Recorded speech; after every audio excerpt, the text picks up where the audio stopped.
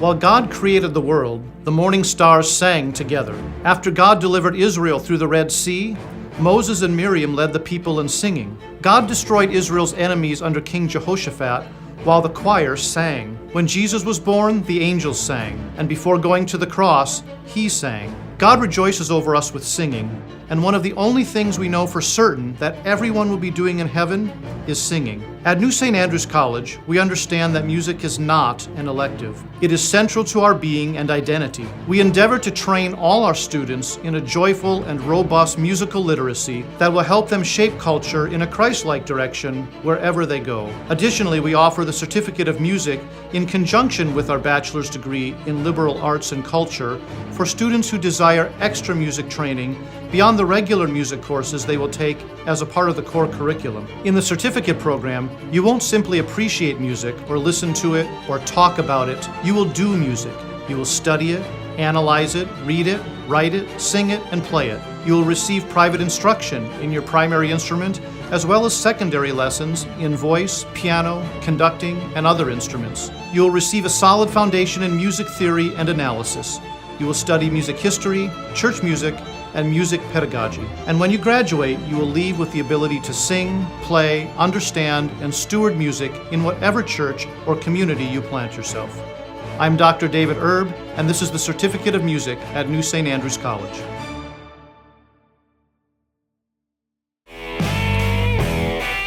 Good evening. Welcome to Cross Politics. It is Thursday.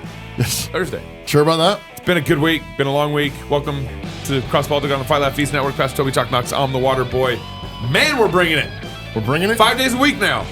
Since last May. It's been 8 months, I know. Gabe. Sometimes it feels like we're doing it. It's been a long 8 months, apparently. I know. Do you have a podcast, or are you thinking about starting one? Does your church have a podcast feed for sermons? The Dropwave.io is for you. Killing it. Are you drinking cider again? Yeah. Whoa. It's been a long week. Okay. Yeah. Cancel culture is like walking on a thin glass bridge over the Grand Canyon. Is it? Every step you take could get you killed. I mean, canceled. Okay. Since the beginning, Cross Politics has been working on being anti-fragile, so no matter what happens, our content can still be delivered to you and to your TV and to your podcast. This past year, the Waterboy and his friend Jeremy have been working on building a podcast hosting solution for rowdy platforms like Cross Politics, so that you can be confident your podcast will never fall through that glass bridge. Oh, I see. Yep, tied all together. Yeah, Dropwave offers seamless onboarding for shows that have been around for years to easy-to-use solutions for starting your own podcast today. Dropwave will track all your show's downloads by city, state, and country, and it offers network and enterprise packages for solutions. Big stuff. Like the Fight Laugh Feast Network, for example. Free to speak, free to podcast, free to start your journey now at www.dropwave.io. Message! HR 26, Born Alive Abortion Survivors Protection Act. Here's where we are in America. Yeah. Born Alive Abortion Survivors Protection Act. How many times are you allowed to shoot them? Was debated yesterday on Wednesday. How many times? Yeah, well, was debated yesterday, and Minority Leader Speaker Jeffries, I call him the minority leader, and What does that mean? he's black, so minority leader. Oh. You know, yeah. Oh, okay. And, well, because that's important to the Congress, you know? They got intersectionality, and the Democrats elected the first black speaker or minority speaker of the House. Oh, okay. And so he's got minority status. According, is that? Got it. You got it, Knox? Okay. Well, here's what he had to say about the debate yesterday before they started actually getting into the debate.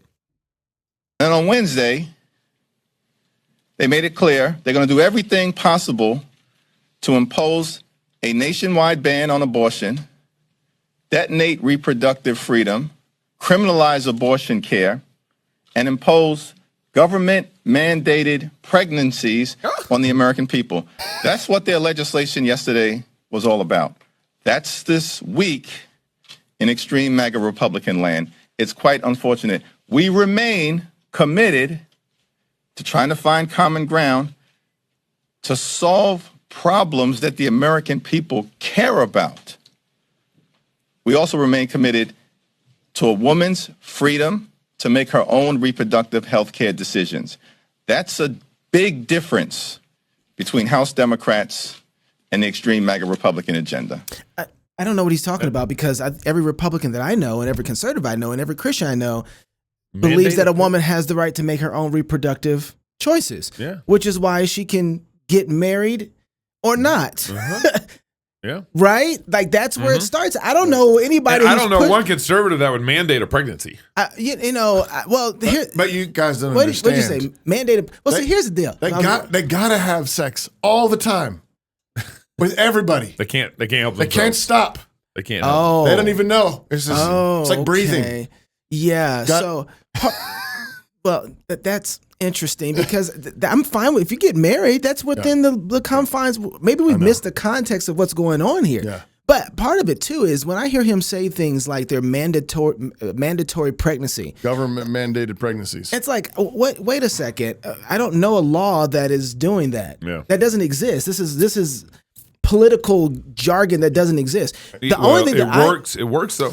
But what I did hear though is that he's against the natural order of a way a woman was designed and made and what she's for, the metaphysical realities of a woman. Yeah. She has breasts for a reason. Yeah. She has a womb for a reason. Her body is designed differently than men's for a reason. Mm-hmm. There's a reality to her existence that she is extreme MAGA. MAGA. So that's what he's talking. Extreme okay, MAGA. Yeah. So I don't know. But here's the deal.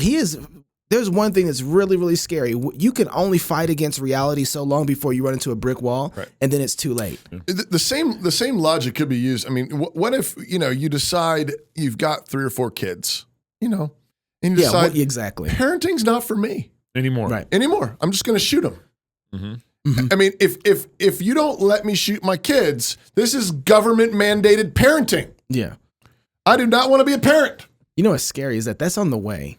I know. That is like right around the corner. Euthanasia. I mean, they're changing the name of it. And don't forget what the bill's actually about. I know. I was just going to bring it up. Yeah, it's specifically designed to. This bill is to provide a healthcare practitioner who is present at what? An abortion, right? A murder. Exercise the same degree of care as would reasonably be provided to any other child born alive at the same gestational age. Yeah. Ensure the child is immediately admitted to the hospital.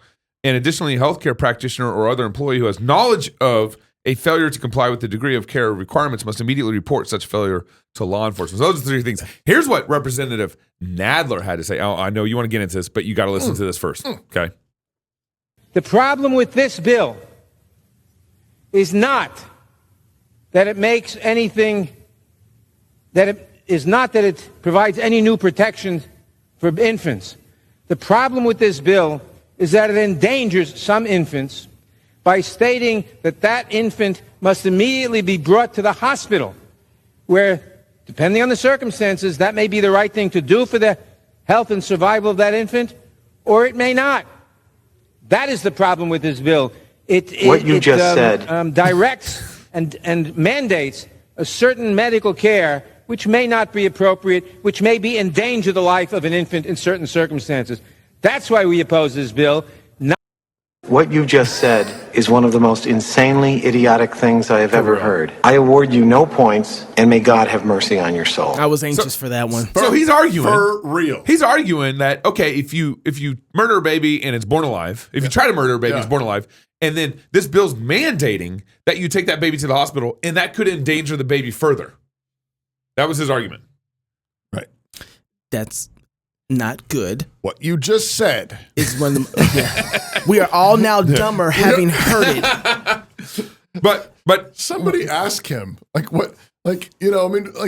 okay, so what would you put in the bill to ensure that this baby that was born alive, that's been born alive after attempted murder, would not be put in further danger? Yeah. What would you put?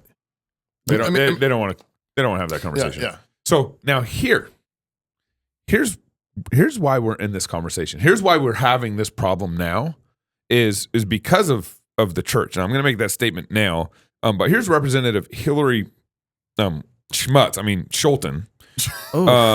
Whoa. Ad hominem? Who's a Democrat in upper state Michigan. And a Christian we'll make all the connection here in a minute. Here's what she had to say about this bill. of parental and maternal rights and in opposition to H.R. 26. I'm the first mother in history to represent West Michigan in Congress. This matter is deeply personal to me. I recently shared publicly about my own experience navigating a complex miscarriage and the loss of my daughter. As a pro-choice Christian who chose life, this issue is so personal to me. My faith informs my actions, but it doesn't dictate the policy of an entire nation. And further, when I read the scripture, I turn to passages and I'm guided by passages like Jeremiah 1 verses 5, which states, I knew you before I formed you and I placed you in your mother's womb. It doesn't say the government's womb or the speaker's womb. It says the mother's womb. I believe life is precious, but I reject the idea that if I embrace the sanctity of life, I also must be forced to invite the federal government in to regulate it. We must protect families from unnecessary government intrusion into the most sacred and personal decisions of our lives and our children's lives. Thank you. Gentlelady's recognized. Unbelievable. This is hilarious. Unbelievable. She pulled out that verse? Yeah. She choked herself to death with that verse. Yeah. Literally wrapped the noose around her. I just have to know, Pastor. So here's the deal. So she's part of the CRC. Yeah. Christian Reformed Church. Well, you notice the city she lives in, Grand Rapids. Grand Rapids. You know what college is in that town? Yep. Yeah. Calvin College. Her husband is a professor At Calvin College. At Calvin College. Jesse Now, Holcomb. here, I looked it up and it's Jesse Holcomb. Now, I was a little taken back because my wife has my last name. Your wife have your last name? Yeah, she does. She got your you got. Oh, yeah. Hey, Neil, if you get married soon, is your wife going to have your last name? Okay, he's a certain that's true. I mean, he wanted to shake his head. Yeah, but you know. he's concentrating right now He's looking doing for the show. it. Probably looking on the dating app. Anyway, I just noticed that Jesse's wife don't have his last name. Yeah, that's your, And I just don't know why. Yeah, right. And I'm not trying to say anything. Well, because but I'm curious. He's not washing his wife with the word either. Obviously. Yeah. But I'm just so, I look at this and I'm thinking to myself, how in the world would Pastor Toby handle, I don't know, somebody who's a member of his church that happened to be a representative in Washington? What kind of conversation would you be having with good old Jesse? Putting Toby on the spot here. I just wanted to know, like, what would the elders be doing here? Well, I mean, first of all, like, you know, if you're preaching, you're teaching. I mean, I don't know why this guy's going to even darken the door of your church if he knows that you're going to actually tell him what the Bible says. Oh, so it's the pastor's fault. Whatever church he's going to, something's wrong. And tell that he needs to lead his wife, and his wife needs to submit. But if he, for some reason, has started bringing his family to my church, and then I see this on national television, I'm going to shoot him a text and say, "Hey, let's get some coffee." Yeah, because what's going on? And maybe we start with the last name business. You know, maybe we start somewhere else. But we, how's your family? How's your marriage? How are you thinking about this? Are you pro-choice? But yeah, I mean, you're gonna have to bring this up. You said she's just used the scriptures on national television and she's twisting them. What type of morality or higher form of morality is she going to bring to Congress that she thinks the government needs to submit to apart from the faith that she has? Now, gratefully, I'm wondering what kind of faith she got. That's strong. Mm-hmm. But I wonder when people are talking like this. This is satanic. Yeah, what she's doing. Absolutely. Yeah. I mean, this is what Satan does. He quotes Bible verses in order to get people to sin. This is what the devil does with Jesus in the wilderness. Yeah. And so, I mean, I don't have any. That's okay. I want to say this before we end about this bill. This bill is a nothing bill. This is a trash bill, and it's a bill that the House, if they're only using it as a political toy to try and get the Democrats to look bad, that's the only thing that it's good for. But it's not good for anything else. We already had a bill 22 years ago that protect infants born alive. So what are we doing with this? This is trash. Well, I definitely think the Republicans are playing politics here. They're just trying to make the Democrats look as bad as possible. They've done that with the IRS bill. They're doing it with this bill. They're definitely posturing, but this isn't something that was like, this is not a rah-rah thing for me. This is very disappointing because what they're doing at the end of the day, they're only going to cause murder mills and abortion mills to figure out how to become far more lethal in what they're doing. Yeah. Right? Because now, if they wanted to make a real statement, they ought to ban abortion. how about that? I mean, full out. It would no, just like straight. Yeah, just, full out. All abortion is murder. Period. Yeah. Full stop. Yeah. They ought to do that right now. It would have the exact same effect as this one, And it'd be more real. but it would actually be truthful, more real, more scripture, more truthful. Yeah, that's right. I mean, at the good. same time, I think it is worth noting that 210 Democrats, I think all but 2 of them, voted against this bill. after shooting the baby, it's born alive, somehow survives. Yep. You are not required to provide life-saving care. I mean, what the first guy said, mandating pregnancies. We're not even talking about banning abortion. Right. We're talking about whether or not if a baby that survives an attempted abortion can be given life-saving care or not, or be required to. I get it, but that's a secondary issue off of the first problem. We are at a murder mill, right? And we're saying your murder didn't go through, and so we want to make sure that that person who survives your murder. No. How about you don't get to kill human beings? Why is it that this lady didn't say the Bible says thou shalt not commit murder? That wasn't her comment, and that wasn't the Republicans either. Right. That's the problem that I have with it. Like, she's bad, but the Republicans who are putting forth a bill didn't say, God said thou shalt not commit murder. Right. So, all right, we got a teenager who is fighting the good fight out in Canada. Out in Canada. If you have the backstage, you know who we're about to talk to. More Cross Politics coming up next. Might put you to shame what you're doing here in America. Don't miss it.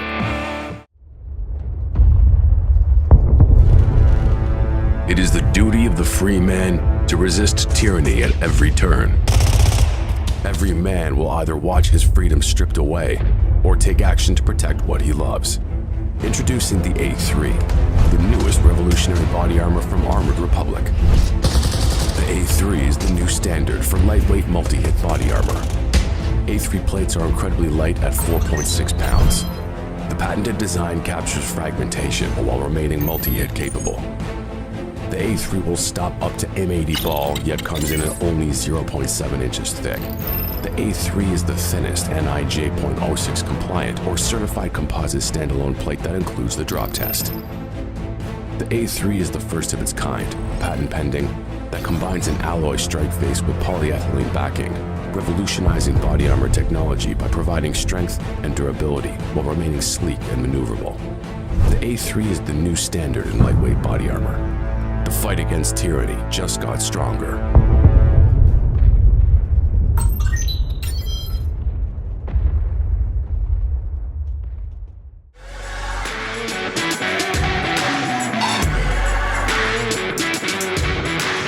Welcome back to Cross Politic on the Fight Laugh Feast Network. Today's culture shifts like sand, but New St. Andrews College is established on Christ, the immovable rock. It is a premier institution that forges evangelical leaders who don't fear or hate the world. Guided by God's word, they take the world back because they're equipped with the genius of classical liberal arts and God-honoring wisdom. Thanks to a faculty dedicated to academic rigor and to God's kingdom. Find out more today at nsa.edu. That's the real NSA. That's the real NSA. The one that's the one I trust. The one that's not listening into all our phone calls right now. Yeah. Hey, we're really grateful to have with us on the line 2 guests. Actually, we have high schooler Josh Alexander, student at St. Joseph's Catholic High School in Renfrew, Ontario, and his lawyer, Mr. James Kitchen. Oh yeah, well, I mean. It's always serious when the lawyer joins 16-year-olds don't just go on podcasts every day, James Kitchen is a civil litigation lawyer committed to fiercely defending civil liberties, upholding constitutional human rights, and advocating for health freedom, both inside and outside the courts. James launched his own practice in 2021 and has appeared before trial and appellate level courts in multiple provinces, as well as various tribunals across the country. James, thanks for being on the show, and Josh, thanks for joining us on Cross Politic. Thanks for having us. Josh, so we hear you got yourself into a little bit of hot water up there in Ontario. You staged some kind of protest. Why? What are you thinking? Yeah, so just a little bit of background. I'm a American and Canadian citizen living in Canada right now, and I was previously known for organizing student walkouts during the Freedom Convoy, and I got suspended from my school probably 3 times there, and I decided to switch to the Catholic school board.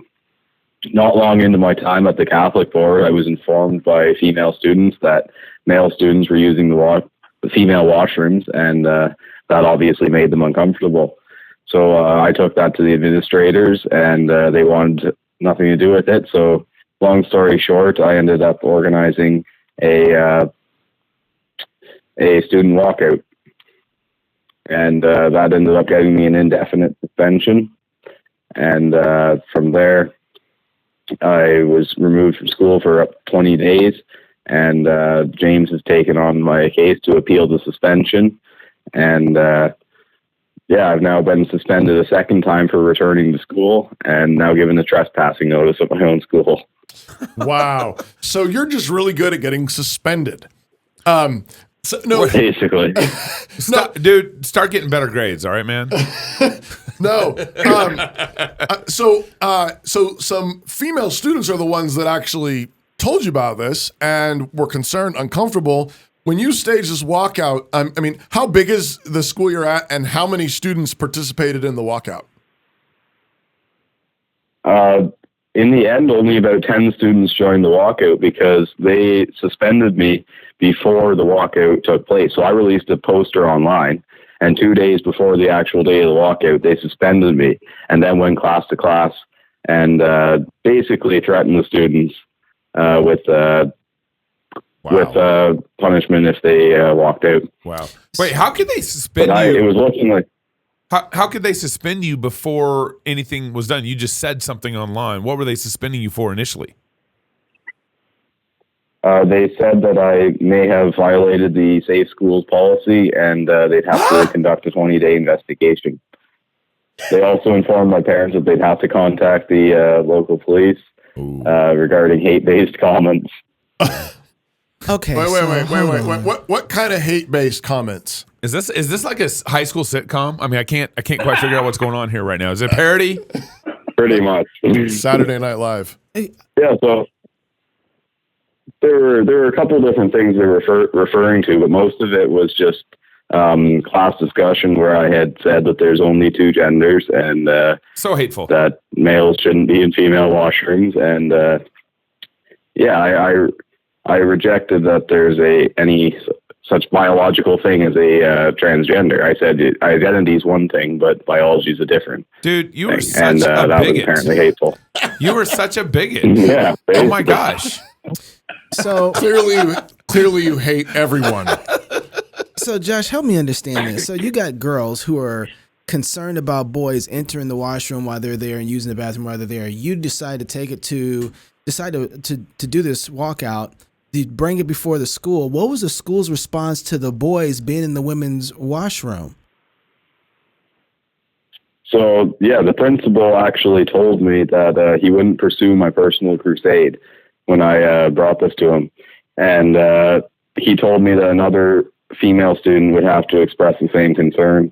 So I actually found one female student brave enough to speak out, and he still ignored her. So that's why I had to step it up with the walkout and get it in the media. And that's kind of spiraled out of control. So the process was you first going to the principal to try and say, hey, protect our girls. Right. And then you had the walk say, well, you're not going to do it. We're going to do the walkout. Yeah. So what is the community the broader community in our town saying about all this? There's conflicting results. Like I had 3 different pride groups show up to my school to protest me. There's even a union from the capital city, Ottawa. They got bussed up and protested. But I got a few supporters to come out. But it's been difficult because it's such a controversial topic, especially here in Canada with Bill C-4 and all that. What about the church? Our churches, our pastors, like, oh man, we got to come and back this situation. We got to come and bring, backing and help to Josh. What's going on with the churches? Well, so far, at least locally, it's been a very slow response. I've had a couple conversations with a few different churches, and that's still ongoing. But Liberty Coalition and the churches connected with that have really been the only ones gutsy enough to stand up and support me. So when you say unions, you're talking about teacher unions, right? No, it was a workers' union. I forget the name of it right now. A workers' But it was union? a workers' union in Ottawa. Wow. Yeah. Why is a workers' union coming to a college school to protest you? They want that trans money. It was in high school, yeah. It doesn't make any sense. Is it all a part of that No, Marxist I cultural was quite revolution? confused. Is it a health union? Something to do with health?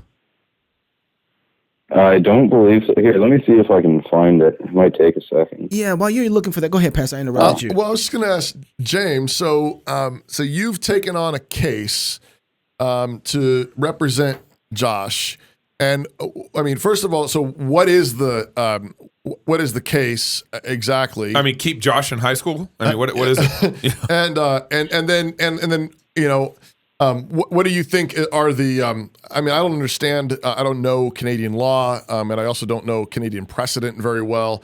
What are you thinking?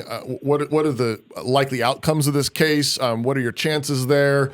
What do you think? What are the steps that you're likely facing? Is the Pope involved? Not spoken to the Pope. Well, okay, so there's a couple different issues, right? We got the suspension that he got before the break. Now he's got a new suspension, right? So you can appeal these suspensions, right? Now, that doesn't mean I'm going to end up in court right away. I could eventually, but so I'm doing that, or at least I'm attempting to. The other side has given me some reasons why we shouldn't be able to do that. So that's one issue. Other issue is that what's happening to him, as far as I'm concerned, is religious discrimination, right? Which is actually outlawed in Canada through the Ontario Human Rights Code. Right. So if we don't resolve this, if the school doesn't fix this, if they don't stop what they're doing, then I am going to bring an application to the Ontario Human Rights Tribunal saying, look, this is discrimination. This kid has expressed his religious beliefs and now he's being excluded. Mm-hmm. He's being kicked out of class because of it. It's segregation. Right. It's about as blatantly discriminatory as you can get. So that's not lawful and it needs to stop. And the school board needs to recognize that. So there's a couple different ways this can go depending on how the school board responds. I want to add one thing here. As I understand the facts of the situation, Josh was at a public school. The pandemic happened, and so he left to go to hopefully a better school, which ended up being just kind of a local Catholic parochial school. Yeah. So he's evangelical Christian. He's not Catholic, but ends up at this Catholic school because they thought it was a better situation given how the government schools were dealing with the pandemic and COVID and shutdown and everything. And then it turns out apparently the Catholic school is worse than the government school, or at least as bad. Well, you got to keep in mind, of course, these public Catholic schools in Canada are almost as public as the public secular schools, right? Okay. They're constitutionalized. They get full government funding. And ultimately, there's at least in a lot of these Catholic schools, there isn't any difference as far as ideology or politics or policies or the way they do things. Right now, there are some Catholic schools that are really Catholic, but there's quite a few of them that aren't. Right, and that's sort of this is being exposed. I think some people know that, but apparently, I've learned a lot of people aren't. They sort of do assume if it's a Catholic school, it must actually be Catholic, and Catholic beliefs like not being able to switch genders. Yeah, there not being more than two genders, beliefs would be okay in a Catholic school. But in the woke ones, no, that's not how it goes. Josh, do you have a lot of the student body like secretly behind you? I mean, do you think you got most of the support from the student body at the school? What's that like? I had quite a few supporters. I haven't had a chance to actually go back and talk and kind of feel out the crowd in quite a while. I was only there shortly on Monday, and that's when I returned. I got the trespassing notice. But I would say I was looking at approximately 100 students were going to walk out with me. How long? And then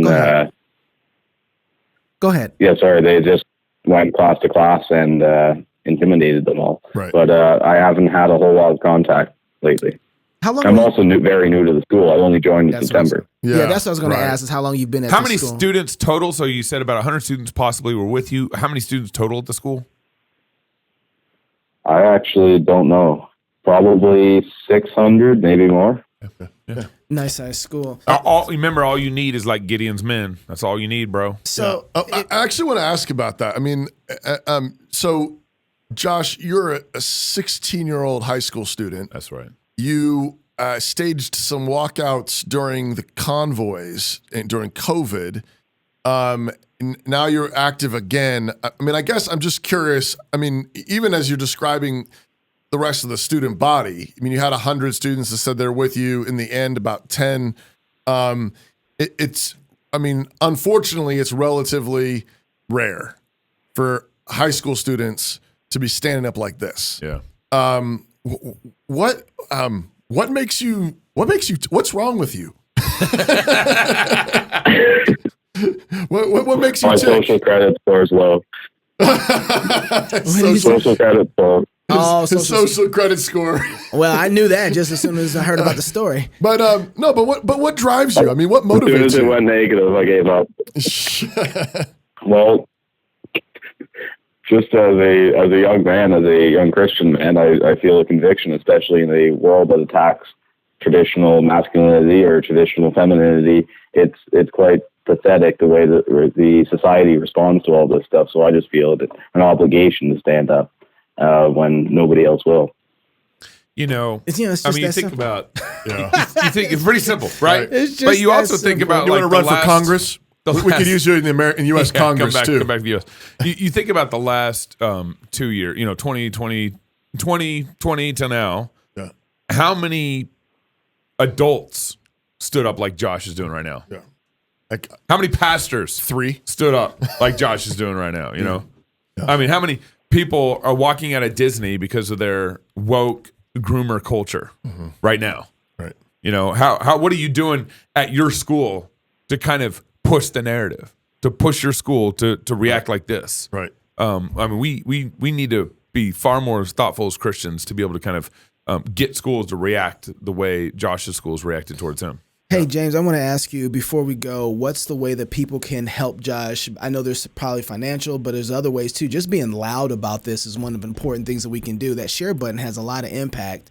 And the people who know that, the LGBTQ silent P movements, they know that, and that's why they share and push, and it's important. So, but what are some things with this case that would be helpful, and how can people who are listening to this benefit what's going on with Josh?